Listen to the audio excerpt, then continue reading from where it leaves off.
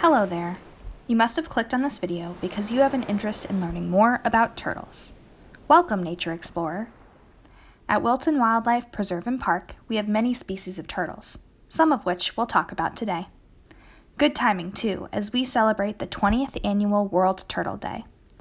This day was created to bring awareness of turtles and tortoises being in danger around the globe. Today, we will talk about some of the amazing adaptations turtles have and why their populations are decreasing. Turtles are reptiles. This means they are ectothermic. Ectothermic may be a new word for some, but it's very easy to understand. It means cold-blooded. Ecto means from the outside, and thermic means heat. This means they must warm up their bodies from the outside. They aren't able to regulate their body temperature like humans do. Their body temperature can change based on how warm their environment is. Where do you think the warmth comes from if they can't make it themselves? If you guessed the sun, you are correct. If you've ever seen a turtle before, you'll notice they spend a lot of time basking in the sun to warm up their bodies. In addition to being ectothermic, they're also scale-covered and egg-laying animals. Normally, if we go to the refrigerator and pull out an egg, it comes from a chicken. Bird eggs are hard and laid in nests. Frog eggs are jelly-like and only laid in the water. But turtles lay eggs that are leathery, usually in nests of sand or dirt. This allows them to lay eggs in dry environments, where amphibians cannot, and absorb the water from the sand or soil they're laid in. Most turtles nest during the warmest times of year and hatch in late summer or early fall. But once the turtles hatch from their eggs, they aren't always safe. While mammals often invest a lot of parental care for their young, raising them as babies, reptiles lay their eggs but do not care for them past this point. This means the hatchlings are on their own and are very vulnerable during their early stages. Eggs in hatchlings are small and very conveniently fit in the mouths of many predators, such as raccoons, foxes, skunks, and even hawks. When these hatchlings first break from their eggs, they're equipped with many adaptations that help them survive. Adaptations are a change in shape, behavior, or function of an animal that helps them survive better in their environment. These aren't changes that happen overnight, however. For an animal to adapt to a changing environment, it takes thousands of years. Let's go over a few adaptations a turtle has to survive life in water and on land. When you think of a turtle, what's the first part you think of? Most would say the shell. The shell is very important to a turtle. Similar to armor, it provides protection. Sometimes in cartoons, we see turtles jump out of their shells, but that is simply not true. If you were to take a look at the inside of a shell, you'll find that the spine and the ribs are attached. Can you jump out of your bones? No? Neither can a turtle. In fact, the whole turtle shell is made of bone and a protein called keratin. The keratin layers on the top of the shell provide color and protection of the bone underneath. It's also what your hair and nails are made of. Feel your fingernail. Is it smooth? Is it hard? This is what it would feel like to touch the shell of a turtle. Another part of the body made of bone and keratin is the beak. No, not like a bird beak. This is a turtle beak. Bone and keratin construct the mouth parts of a turtle, making their bite sharp and powerful to break up their food. This is important, you see, because something very valuable is missing from their smile: their teeth. They also use their sharp beak for defense. Do you know a turtle in New York that is especially good at it?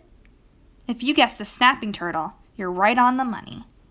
The snapping turtle has arms and legs that are too fleshy to fit into its shell, so he instead adapted to have an extremely long neck, pointed beak, and extra powerful bite to reach behind him and attack his aggressors. Take a look at these 3 photos. Here you'll see feet from 3 different turtles. One spends all of its time on land, One spends some time on land and some time in water, and one spends all of its time in water. Can you guess which one is which? If these were your answers, congratulations. Turtles have adapted their feet based on the habitat that they live in. The first image is of a sea turtle, who spends all of its time in the water, specifically the sea. Similar to other aquatic animals like seals and dolphins, they lack feet with toes, but instead have adapted to have flippers that help them swim. The second image is of a tortoise, who spends all of its time on land.